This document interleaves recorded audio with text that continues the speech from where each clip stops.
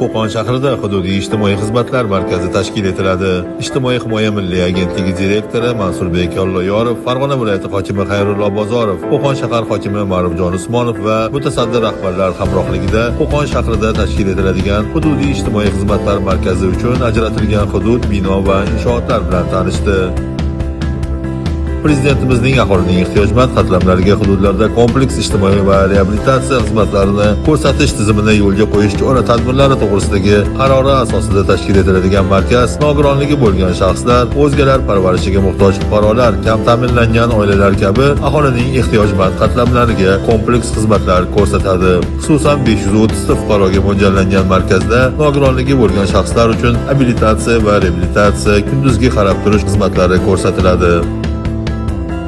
Mansurbek Olloyorov mutasaddi rahbarlar bilan muloqotda bo'lib, bino va inshootlarni alohida ehtiyojlari bor fuqarolar uchun qulay shart-sharoitlarni nazarda tutgan holda tashkil etish, Qo'qon shahrida ijtimoiy xizmatlarga mavjud ehtiyoj xususida fikr almashdi.